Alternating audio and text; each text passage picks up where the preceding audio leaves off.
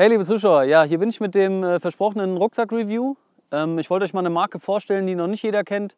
Und zwar habe ich hier die Marke Kelty und den Red Cloud 90 Liter. In den USA sehr beliebt, in Deutschland noch relativ unbekannt. Und ja, ich kann vorweg schon sagen, es ist ein sehr hochwertiges Produkt. Sehr gutes Preis-Leistungs-Verhältnis. Ja, und mehr dazu jetzt im Video. Viel Spaß! Der Rucksack besteht aus einem 420 und 450D Polyestergewebe, ist 89 cm lang, 46 cm breit und hat einen Durchmesser von 41 cm. Für einen 90 Liter Rucksack und mit dem Material ist der Red Cloud mit 2,7 Kilo sehr leicht. Kommen wir zum Tragesystem. Die Tragegurte sind mit einem Meshgewebe ausgestattet und nicht zu dick, aber auch nicht zu dünn. Dazu gibt es noch einen höhenverstellbaren Brustgurt und Gummibänder links und rechts für den festen Sitz von Trinkschläuchen. Mit dem CloudLock 2 System könnt ihr die obere Meshpolsterung auf eure Oberkörperlänge einstellen. Außerdem befindet sich in der Mitte ein Luftkanal für bessere Belüftung.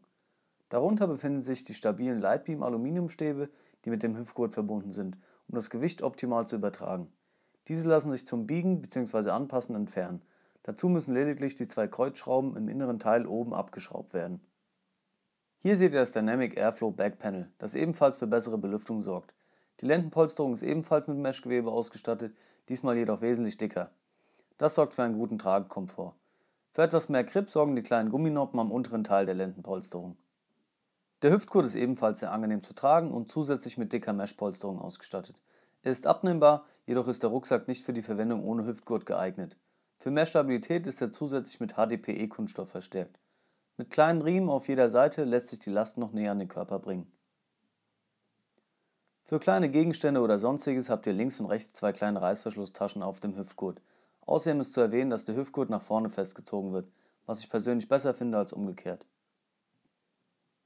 Kommen wir jetzt zum Aufbau der Taschen und Fächer.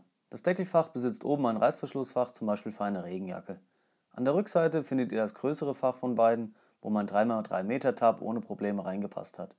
Mit den zwei Riemen links und rechts könnt ihr das Deckelfach in der Höhe verstellen. Dieses Fach besitzt noch einen kleinen Haken zur Befestigung von kleinen Utensilien oder einem Raincover. Außerdem besitzt das Deckelfach noch ein nettes Feature, und zwar könnt ihr es abnehmen und mit einem integrierten Tragegurt als kleine Umhängetasche nutzen. Kommen wir zu den Fronttaschen. Die vordere Tasche besitzt Daisy Chains und eine Schlaufe für die Eispickel. Im Inneren bietet sie viel Platz und hat noch zwei kleine Fächer zum Organisieren. Außerdem besitzt dieses Fach als einziges Zughilfen aus Aluminium am Reißverschluss. Mit der hinteren Fronttasche gelangt ihr nach dem Öffnen der seitlichen Riemen ins Hauptfach.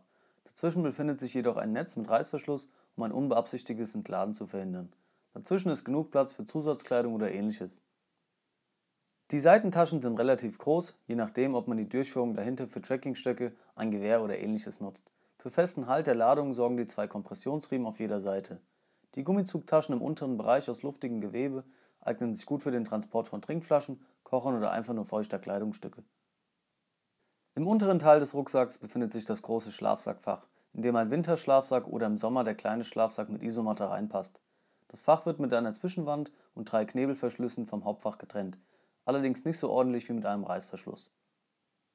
Am Boden des Rucksacks sind die zwei Kompressionsriemen für das Schlafsackfach befestigt und noch weitere Schlaufen für Expander und Co.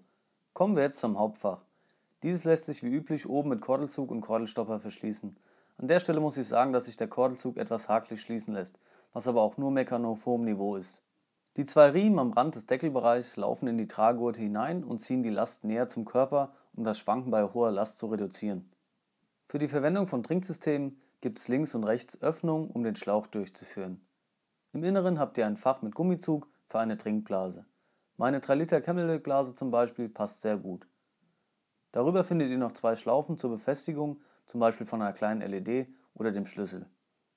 Das Netzfach mit Reißverschluss, das über die Front erreicht wird, kann natürlich auch über das Hauptfach beladen werden. Liebe Zuschauer, kommen wir zum Fazit. Also mir hat besonders gut gefallen das Preis-Leistungs-Verhältnis und das Tragesystem. Also auch schwere Lasten lassen sich angenehm tragen. Die Idee mit der Bauchtasche bzw. Umhängetasche ist auch ganz cool, aber auch nichts Neues. Besser haben als brauchen, wie immer.